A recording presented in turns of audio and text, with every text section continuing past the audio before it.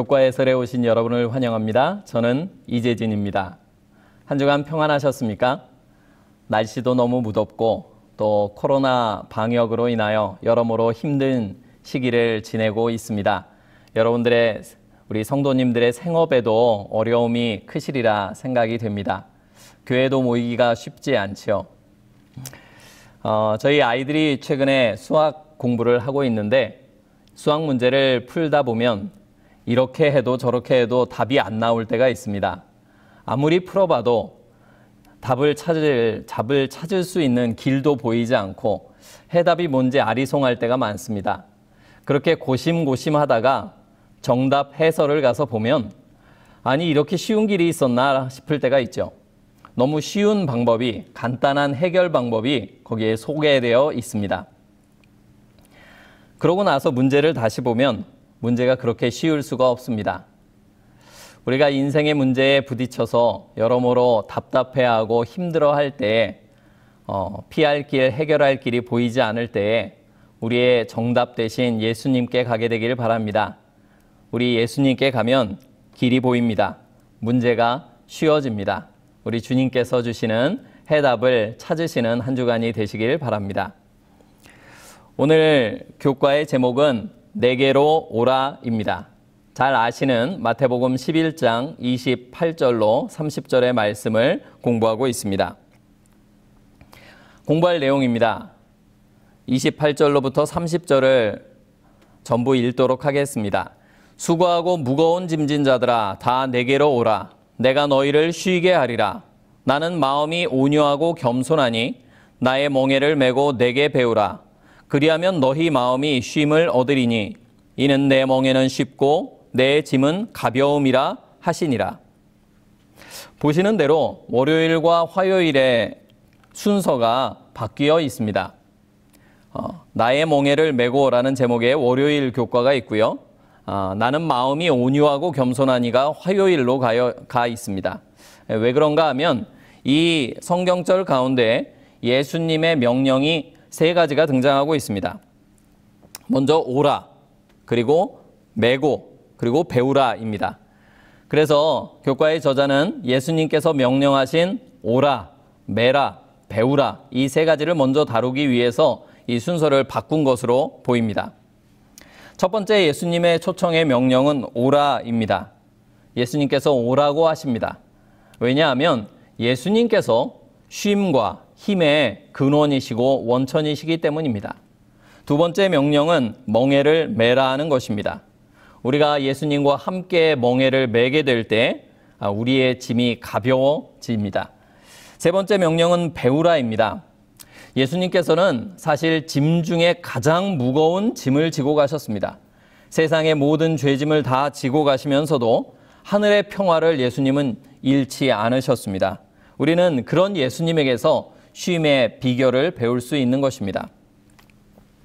그리고 우리는 예수님의 멍에가 어떤 것인지 또 예수님의 짐이 왜 가벼울 수 있는지에 대해서 함께 공부하도록 하겠습니다. 기억절입니다. 수고하고 무거운 짐진 자들아 다 내게로 오라. 내가 너희를 쉬게 하리라. 정말 대담한 초청입니다.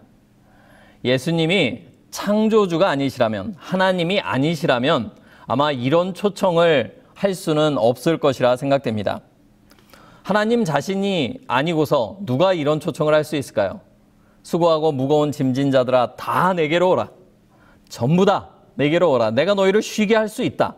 오직 하나님만이 이런 초청을 하실 수 있는 것입니다. 우리 모두가 각기 다른 짐에, 무거운 짐에 눌려 살고 있습니다.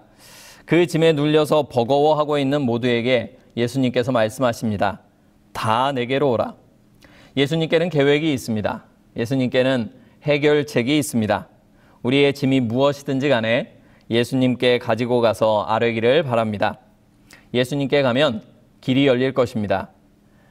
하지만 우리가 예수님께 가지고 가야 할 가장 무거운 짐, 우리의 인생을 짓누르고 있는 가장 무거운 짐이 있다면 그것은 바로 죄의 짐입니다. 영감의 말씀은 이렇게 기록하고 있습니다. 시대의 소망 328페이지입니다. 우리가 진 가장 무거운 짐은 곧 죄의 짐이다. 우리가 이 짐을 지도록 그대로 버려진다면 그것은 우리를 눌러 박살을 낼 것이다. 시기심, 악의, 악한 생각, 악한 말, 탐심, 이것들은 그리스도인이 불멸의 생명을 얻기 위하여 성공적으로 경주하고자 할 경우 반드시 버려야 할 무거운 짐들이다. 우리가 이러한 짐들을 지고 삽니다. 시기심, 악의, 악한 생각, 탐심, 미움, 욕심, 교만, 쾌락을 사랑하는 마음, 등등의 수없이 많은 죄의 짐들을 지고 삽니다. 그런데 이 짐을 지고 있으면서도 우리가 이 짐이 무거운 줄 모릅니다. 그냥 괜찮은 줄 알아요. 그리고 막 지고 삽니다. 그리고 이것 때문에 사실은 피곤한 것인데 다른 사소한 짐들 때문에 내 인생이 이렇게 피곤하다고 오해를 하고 삽니다. 그러나 사실은 우리 인생에서 치워버려야 할, 그리고 예수님께 가장 빨리 가서 맡겨야 할 무거운 짐이 있다면 그것은 죄의 짐입니다. 우리 마음에 있는 하나님을 미워하고 하나님을 싫어하고 하나님을 사랑하지 않는 마음 뿐만 아니라 사람을 사랑할 줄 모르는 마음, 또 내 자신만 사랑하고 내 자신을 높이고 내 유익을 구하는 그런 모든 죄의 마음들이 우리를 누르고 우리를 힘들게 하고 우리를 쉬지 못하게 하는 것입니다. 이것들이 우리를 쉬지 못하게 하는 짐들입니다. 이것들이 가장 무거운 짐들입니다. 하나님의 어린 양이신 주님께서 본인이 내가 지겠다라고 말씀해 주셨습니다. 그분에게 넘겨드리게 되길 바랍니다. 우리의 죄를 예수님께서 지시겠다고 말씀하셨습니다. 그분께 넘긴다면 우리는 가벼운 마음으로 쉼을 누릴 수 있게 될 것입니다. 일요일 교과의 제목은 내가 너희를 쉬게 하리라 입니다. 마태복음 11장 28절에서 30절은 특별한 문맥에서 기록되고 있는데요. 이 전에서 이 마태복음 11장 전반부를 보면 예수님께서 갈릴리 지역의 몇몇 주요 도시들을 심하게 꾸짖는 장면이 나옵니다. 예수님께서 아주 호되게 야 소돔과 고모라도 너희보단 낫겠다라고 아주 강력하게 질책을 하신 이후에 예수님께서 이 아름다운 초청의 말씀을 주십니다. 가끔 부모로서 아이를 혼낼 때가 있습니다. 한참 혼내고 나면 아이들이 풀이 죽어 있어요. 시무룩해 있습니다. 그러면 부모 마음에 그것이 또 그렇게 보기가 안쓰럽습니다. 그래서 잘못해서 혼내긴 했지만 뭔가 또 그 아이들의 마음을 풀어주기 위해서 좋아하는 음식을 사주기도 하고요. 또 놀아주기도 하고 책을 읽어주기도 합니다. 이 말씀 가운데서 저는 그런 예수님의 모습을 봅니다. 분명히 잘못된 예수님의 권능은 원하면서도 예수님께로 오지 않는, 회개하지 않는 마을들을 혼내시면서도 혹여나 그 혼나서 시무룩해 있는, 혼나서 낭망해서 예수님께 오지 못할 사람들이 있을까 봐 바로 예수님께서 그들을 초청하십니다. 다 내게로 오라. 내가 너희를 쉬게 하리라. 라고 말씀하시는 것입니다. 쉬기 위한 첫 번째 조건은 예수님께 가는 것입니다. 예수님께서는 오라고 명령하십니다. 이것은 예수님의 권유나 제안이 아니었습니다. 명령이었습니다. 사복음서에서 이 오라는 단어는 듀테라는 단어인데요. 사복음서에 등장한 단어들을 찾아보면 이러한 경우에 사용되었습니다. 제자들을 부르실 때 말씀하셨습니다.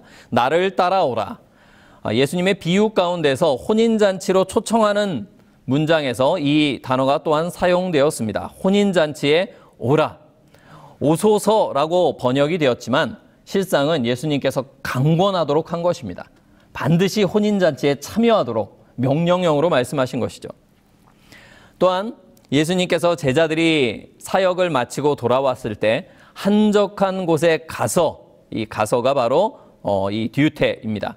한적한 곳에 와서 잠깐 쉬어라. 이것도 역시 명령형이었습니다. 와서 조반을 먹으라. 예수님께서 부활하신 후에 제자들에게 밥상을 차려놓고 부르시면서 하신 말씀이었습니다. 이 구절들을 보면 예수님의 마음이 어떠한지가 보여집니다. 예수님께서 우리를 초청하고 계십니다. 예수님은 우리에게 쉼과 구원, 그리고 위로와 평안을 주기를 원하고 계십니다. 이 말씀이 비록 명령형이기는 하지만 결국 이 말씀의 결과는 우리에게 달려 있습니다. 우리의 선택에 달려 있는 것이죠. 예수님께 갈지 안 갈지는 우리의 선택인 것입니다. 그러나 안타깝게도 사람들이 대부분 이 초청을 받아들이지 않습니다. 왜일까요? 왜냐하면 이 초청에는 자아 부정이 뒤따르기 때문입니다. 오라는 의미에 대해서 교과는 이렇게 해설하고 있습니다. 오라는 자기 삶을 스스로 좌지우지하려는 의지를 내려놓는다는 의미이다. 교과 67페이지에 나온 말씀입니다. 예수님께 간다는 것은 내가 가는 길을 포기한다는 것입니다. 내가 가는 길을 포기하고 예수님께서 가시는 길을 가고자 선택하는 것입니다. 내가 가고 싶은 길 대신에 예수님이 가고 싶은 길을 선택하는 것입니다. 그것이 예수님께 간다라는 의미입니다. 그래서 그 길에는 자기 십자가를 지고 가는 것이 포함되어 있습니다. 자기를 부정하는 일이 포함되어 있습니다. 그러나 죄인의 마음은 그런 것을 원하지 않지요. 우리는 내 마음대로 살고 싶어 합니다.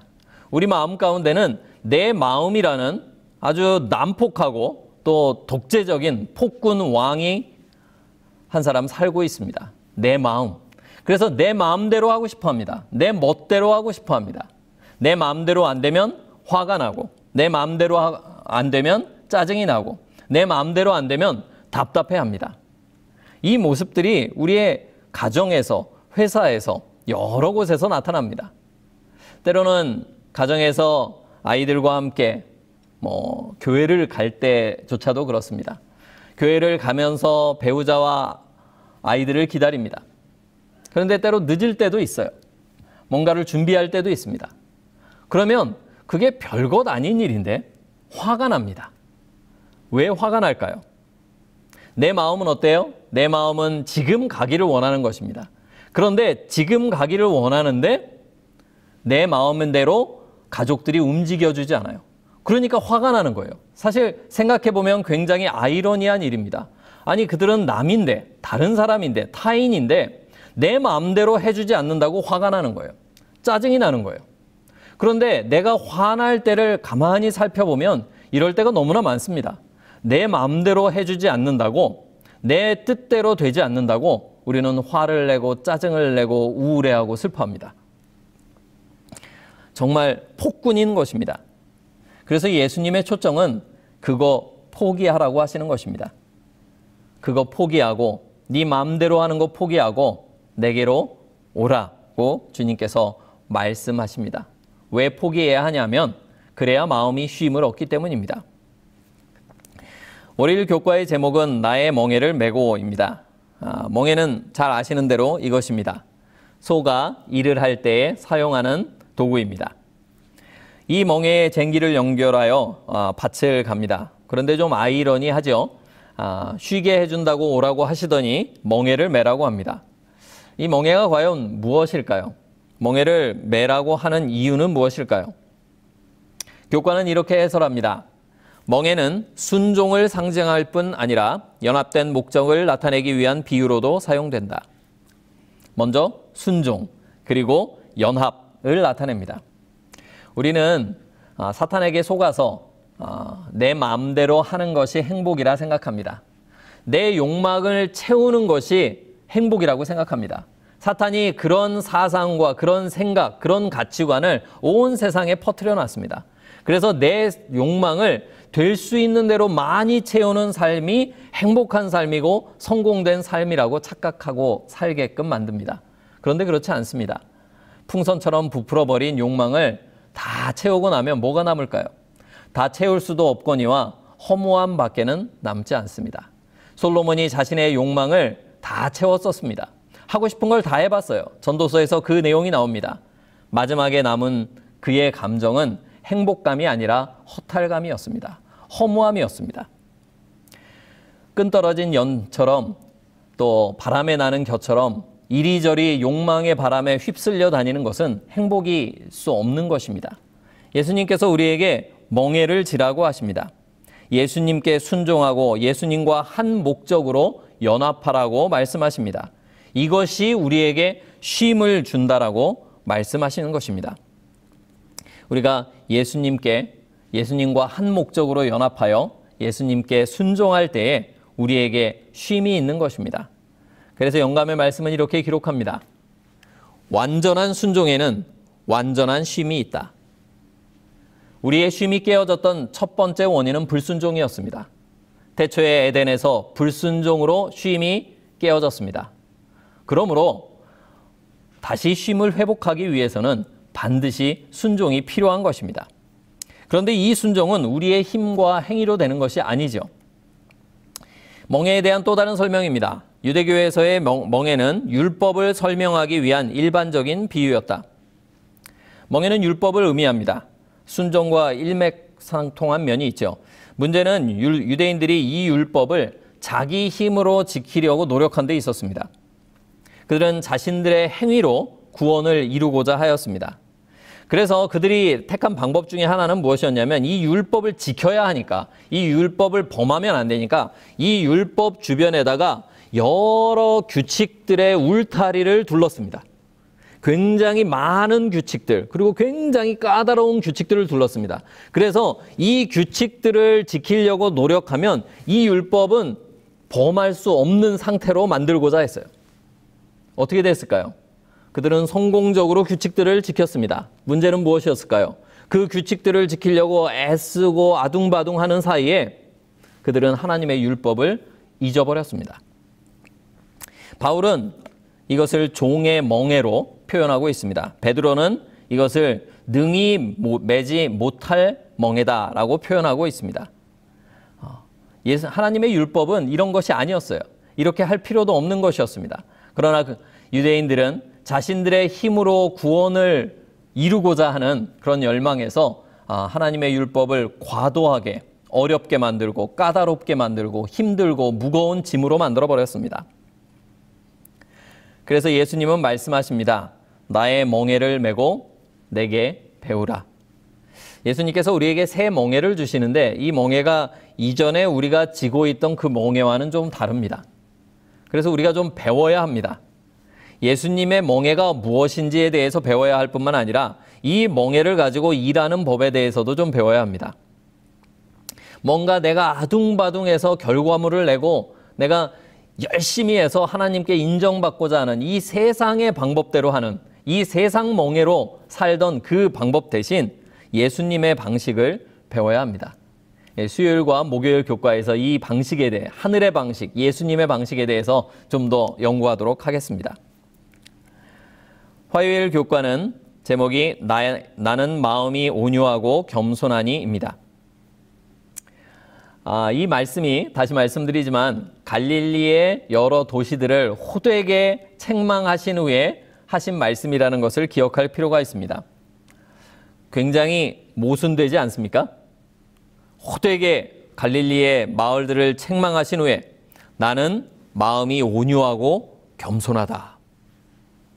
만일 예수님이 정말로 마음이 온유하고 겸손한 분이 아니었다면, 겉과 속이 다른 분이었다면 아마 이 말이 사람들에게 우습게 들렸을 것입니다. 뭐라는 거야? 사람들이 이해할 수 없었을 거예요. 그런데 예수님께서 이런 말씀을 공개적으로 할 수 있을 정도로 우리 예수님은 정말 온유하고 겸손한 분이셨습니다. 이것이 예수님께 가면 우리의 마음이 편하고 우리가 쉴 수 있는 이유입니다.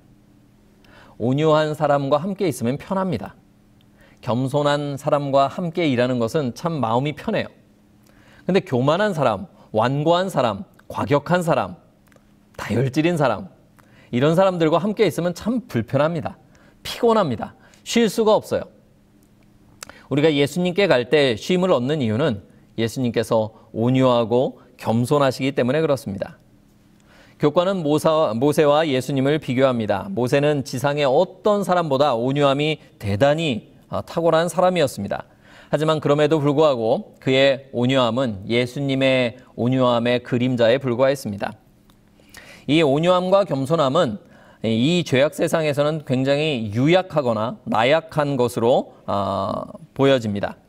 하지만 온유함은 하늘에서는 강력한 능력입니다.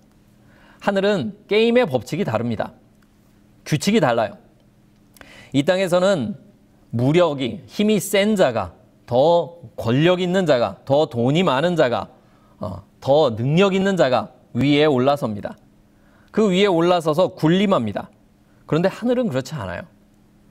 생각해보면 천사들이 우리를 위해서 봉사하는 것은 얼토당토하는 일입니다. 세상 원리에 있어서는 그렇습니다. 이 땅에서는 힘세고 지혜로운 자가 훨씬 더 높은 지위를 차지합니다. 그런데 반대로 천사들은 우리보다 죄도 없고요. 우리보다 죄가 없는 것이 죄가 아예 없고 우리보다 능력도 많고 우리보다 지혜도 많고 하나님을 훨씬 더 잘 알고 있음에도 불구하고 죄를 지은 이 땅의 백성들을 위해서 죄인인 지구인들을 위해서 그들의 구원을 위해서 지금 헌신 봉사하고 있다는 사실입니다. 이것이 하늘의 법칙입니다. 낮아지기 위해서 노력합니다. 온유한 자가 땅을 차지합니다. 무력이 강한 자가 땅을 차지하는 것이 아니라 온유하고 겸손한 자가 땅을 차지하는 것입니다. 낮은 자가 높은 자가 됩니다. 게임의 룰이 전혀 다른 것이죠. 지기 위해서 노력합니다. 희생하기 위해서 노력합니다. 봉사하기 위해서 노력합니다. 이것이 하늘의 방식입니다. 그래서 우리가 예수님께 좀 배워야 할 필요가 있습니다. 나를 높이고 내가 드러나고 내가 인정받고 내가 유익을 얻고 우리는 이런 방식에 너무 익숙합니다. 이기심의 방식, 자기 사랑의 방식에 익숙한 것이죠. 우리가 예수님의 방식을 배워야 합니다. 하늘의 방식을 배워야 합니다. 하늘에 가서 살기 위해서 그렇습니다. 영감의 교훈은 이렇게 말합니다. 결코 소멸되지 않고 이 생에서 우리 주변에 있는 모든 사람의 행복을 증진시키고 불멸의 미래에서 흐리지 않는 영광으로 빛날 장식이 있다. 우리 교회에서 장식공구를 하는 것을 그렇게 권장하지 않습니다. 그런데 우리에게 권장하는 장식이 있습니다. 그것은 온유하고 겸손한 정신의 장식이다. 이 장식은 어떤 장식이냐면 결코 소멸되지 않을 것입니다. 이 땅에서 우리 주변에 있는 모든 사람의 행복을 증진시킬 것입니다. 불멸의 미래에서도 흐리지 않는 영광으로 빛날 것입니다. 이 땅에서 우리가 살 수 있는 귀금속이나 가방이나 시계나 좋은 신발이나 옷은 전부 쓰레기가 될 것입니다. 아무 소용이 없을 것입니다. 그것은 소멸될 것입니다. 그것들은 우리가 한다고 해서 주변에 있는 모든 사람의 행복을 증진시키지도 않습니다. 불멸의 미래에서 흐려져서 다시는 기억되지 않을 것들입니다. 그런데 여기에 진정한 장신구가 있습니다. 온유하고 겸손한 정신의 장식입니다. 이 정신은 소멸되지 않고 주변을 행복하게 만들 뿐만 아니라 영원한 미래에서도 계속해서 빛날 것입니다. 하나님께서는 가장 부유한 의복으로 영혼을 입히라고 우리에게 명령하셨다. 우리의 영혼은 무슨 옷을 입고 있습니까? 우리의 겉모습은 이렇게 좋은 옷 입고 깔끔하게 번듯하게 사는 것 같지만 영혼은 헐벗고 굶주리고 상처 입은 상태 그대로는 아닌지요. 더러운 상태 그대로는 아닌지요. 냄새나는 상태로 있지는 않은지요. 우리가 우리의 영혼을 아름다운 의복으로 입히게 되길 바랍니다. 그리스도의 의의 의복을 입고 그 의의 의복 위에 아름다운 성령의 장식들, 온유와 충성과 겸손과 성실과 아름다운 성령의 열매의 장식들을 우리의 영혼의 의복에 장식하는 하루가 되길 간절히 바랍니다. 자, 수요일 교과는 내 멍에는 쉽고입니다. 이 말 자체가 우리에게 어렵습니다. 멍에면 멍에지. 멍에라는 말 자체는 우리에게 거부감을 주는 단어입니다. 그런데 쉬운 멍에라고 말하고 있습니다. 과연 쉬운 멍에는 뭘까요? 이 쉽고라고 표현된 헬라어 단어는 크레스토스입니다.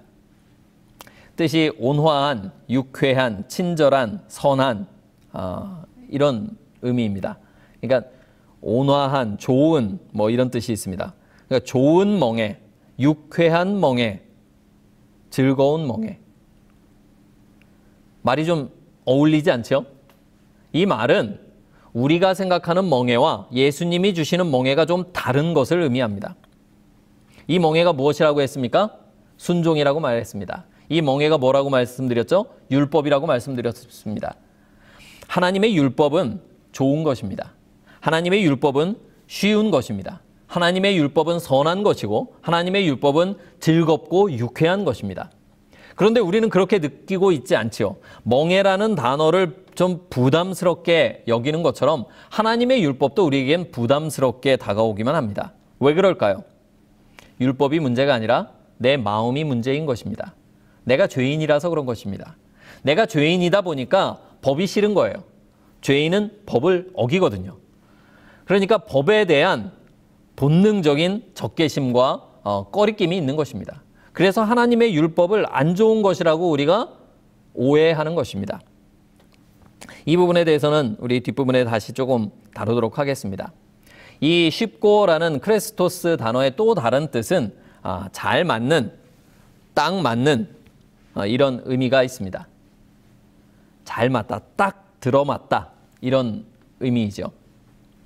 기독교 전승에 의하면 예수님께서는 멍에를 아주 잘 만드는 목수였다라고 전해지고 있습니다. 예수님의 명성이 갈릴리뿐만 아니라 여러 이스라엘 고을들에도 널리 퍼져 있었다고 합니다. 아주 멍에를 잘 만드는 목수 예수. 소에게 맞춤 제자를 하였습니다. 멍에를 가지고 본을 뜬 다음에 소에게 맞춤으로 한 마리 한 마리에게 맞춤으로 이 멍에를 제작해 주었습니다.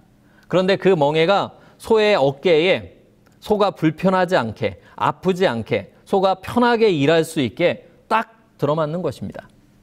실력이 없는 목수들은 망가지는 물건을 만듭니다. 실력은 없지만 좀 튼튼하게 만들려면 아주 두꺼운 나무를 써서 무겁게 만듭니다. 한 번은 제작된 의자를 제가 외국에서 살 때 산 적이 있습니다. 이 의자가 얼마나 튼튼한지 몰라요. 대를 이어서 쓸 만큼 튼튼했습니다. 문제는 무엇이었냐면 너무 무거웠습니다. 너무 망가지지 않게끔 너무 튼튼하게 만드는 바람에 한 의자의 무게가 10kg도 넘는 것 같았습니다. 남자들이 아니면, 성인 남자가 아니면 옮기는 것조차 힘든 그런 의자들이었습니다.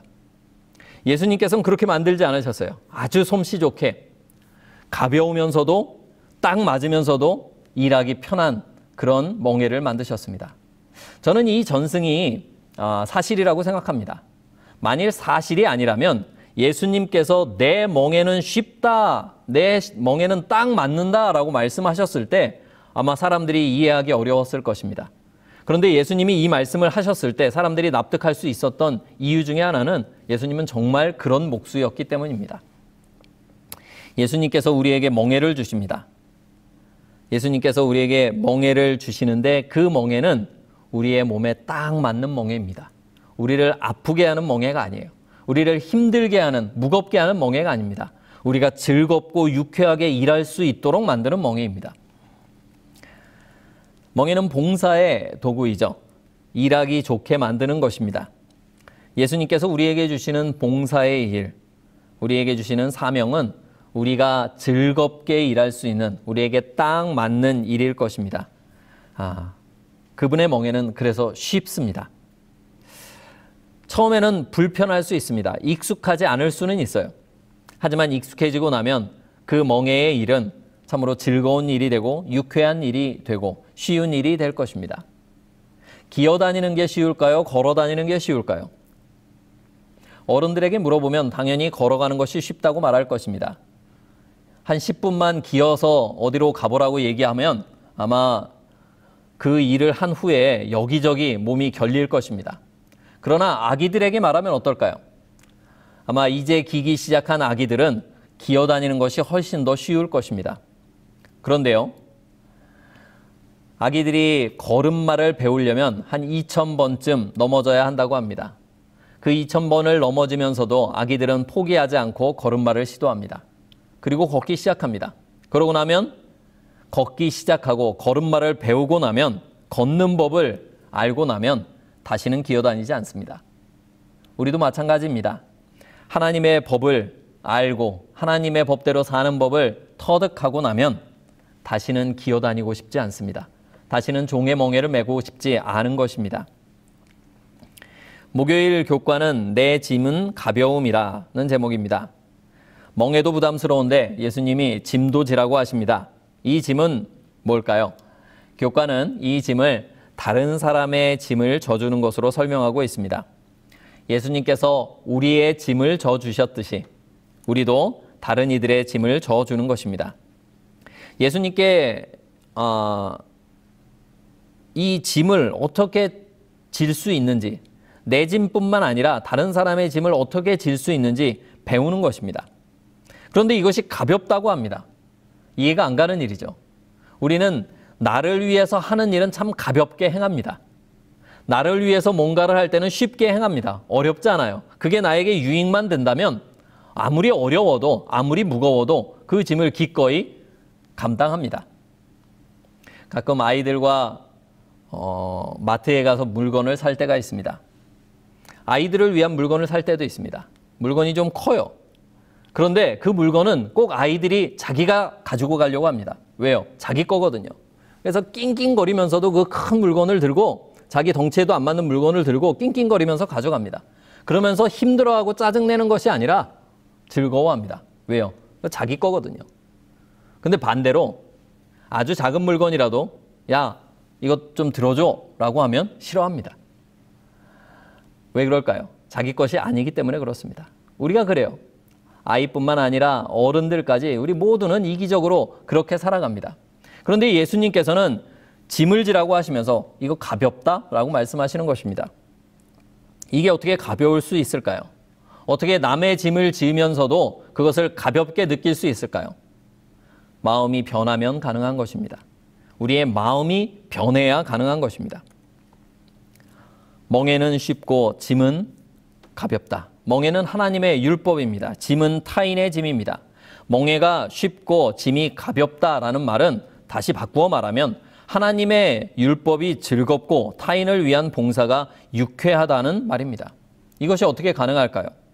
마음이 변하게 되면 가능한 것입니다. 하늘 거민들은 이것이 아주 자연스러운 피조물들입니다. 천사들의 타락하지 않은 천사들에게는 이것이 너무 당연한 일이에요. 그들은 날마다 이렇게 행하고 있습니다. 하나님의 율법을 유쾌하게 즐겁게 행하고요. 그들은 봉사가 일상입니다. 봉사하는 것이 그들의 즐거움이에요. 다른 사람을 위해서, 다른 존재들을 위해서 뭔가를 할 수 있다는 것이 그들의 즐거움입니다. 즐겁게 행하고 있어요. 어떻게 그것이 가능할까요? 하나님의 마음을 받으면 가능한 것입니다. 우리가 율법을 하나님의 품성의 사본이다라고 말합니다. 그렇기 때문에 율법을 행하는 것은 하나님의 뜻을 행하는 것입니다. 이걸 바꾸어 말하면 우리가 하나님의 뜻과 우리의 마음이 같아지면 율법을 행하는 것이 어렵지 않습니다. 율법을 행하는 것이 즐거워지게 됩니다. 우리는 율법을 지켜서 구원받는 것이 아니에요. 율법을 좋아하는 마음으로 변화받는 것입니다. 이 변화를 구원이라고 하는 것입니다. 내가 유대인처럼 여러 가지 율법의 조항들을 지켜서 하나님께 구원받고 하늘 가는 어떤 자격증을 따는 것이 아니라 내 마음이 하나님의 율법을 즐거워하는 마음으로 변화받는 것. 이것을 구원이라고 이야기합니다. 이 변화 자체가 구원입니다. 이 구원의 시작은 이 변화로부터 시작됩니다. 내가 안식일을 지켜서 대단한 복을 받는 것이 아니라 안식일을 지키는 것 자체가 즐거움이 되는 것입니다. 다른 사람을 위해 봉사해야 내가 상을 받으려고, 내가 구원받으려고 하늘나라 가려고 다른 사람을 위해서 봉사하는 것이 아니라 그것을 행하는 것이 내게 즐거움이 되는 것입니다. 내가 내 자녀를 위해서 무언가 헌신하고 요리를 하고 돈을 벌고 선물을 사고 할 때 즐거움이 있는 것처럼 우리의 마음이 변화될 때 우리의 마음에 하나님의 율법을 즐거워하는 마음이 생기고 다른 사람의 짐을 지는 것이 가볍게 느껴지게 되는 것입니다. 양보해야 하는 것이 아니라 양보하는 것이 즐거운 것입니다. 봉사해야 하는 것이 아니라 봉사하는 것이 마음이 편한 것입니다. 신기하게도 내 짐만이 아니라 남의 짐에 나의 힘을 보탤 때에 내 짐도 가볍게 느껴집니다. 금요일 인용문에는 이렇게 기록하고 있습니다. 끊임없는 경계와 열렬하고 사랑스러운 헌신을 할 필요가 있기는 하다. 끊임없는 경계, 열렬하고 사랑스러운 헌신. 하지만 이것들은 영혼이 믿음을 통하여 하나님의 능력의 보호하심을 받게 될 때에 자연적으로 생기는 것이다. 우리는 자신의 힘으로 거룩한 은총을 얻기 위하여 결단코 아무것도 할 수 없다. 그렇죠? 끊임없는 경계와 열렬하고 사랑스러운 헌신이 필요가 있다고 합니다. 그런데 여러분, 우리가 어떻게 열렬하고 사랑스러운 헌신을 만들어낼 수 있을까요? 여러분들 마음속에서 열렬한 마음을 만들어낼 수 있습니까? 의무감으로 하는 그런 헌신은 얼마든지 우리가 할 수 있습니다. 유대인들처럼요. 그런데 열렬하고 사랑스러운 헌신, 정말 우러나는 헌신은 우리 안에서 만들어낼 수 없는 것입니다. 그것은 하나님께서 해주셔야 되는 거예요. 우리가 믿음을 통해서 영혼을 하나님께 맡길 때에 자연적으로 생기는 것. 정확히 말하면 초자연적으로 하나님으로부터 주어지는 것입니다. 우리는 자신의 힘으로 거룩한 은총을 얻기 위하여 결단코 아무것도 할 수 없다. 그러나 주님께서 이 변화를 우리 마음 가운데 일으켜 주실 때에 의무는 즐거움이 되고 희생은 유쾌한 것이 될 것이다. 우리가 바라는 변화는 이러한 변화입니다. 내가 의무감과 책임감과 이 머리에서 아는 어떤 지식으로 야 이렇게 해야만 해 하고 아둥바둥 노력해서 어떤 성과를 이룬 후에 그 성취감으로 쉼을 얻는 것은 세상의 방식입니다. 하나님께서는 그런 방식으로 우리에게 구원을 주시지 않습니다. 하나님은 그 방식을 뒤집어 놓으셨습니다.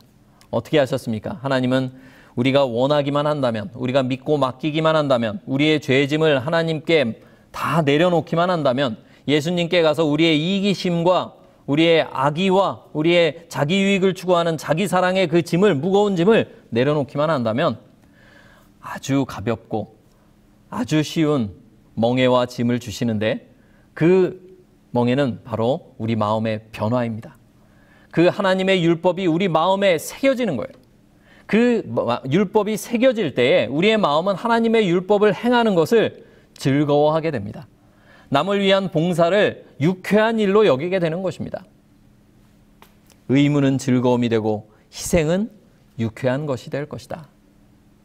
이러한 경험이 우리 모든 재림 성도의 경험이 되기를 간절히 바랍니다. 그때에 예수님이 주시는 하늘의 쉼이 우리 안에 있을 것입니다. 이 쉼은 세상이 줄 수 없는 쉼이고 또 세상에 없는 쉼입니다. 어쩌면 우리는 내 이기심의 만족을 위해 열심히 달려오면서 그것이 나에게 쉼을 줄 것이라고 착각하고 살았는지도 모르겠습니다. 그 쉼이 아니라, 그런 가짜 쉼이 아니라 예수님이 주시는 참된 쉼을 우리 모두가 경험하게 되기를 바랍니다. 죄의 짐을 주님 앞에 내려놓으시게 되기를 바랍니다. 사랑의 멍에를 지고 서로의 짐을 들어주게 되기를 바랍니다.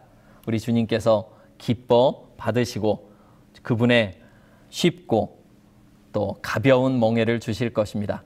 우리 주님께서 우리에게 쉼을 주시기를 바라면서 공부를 마치겠습니다. 감사합니다.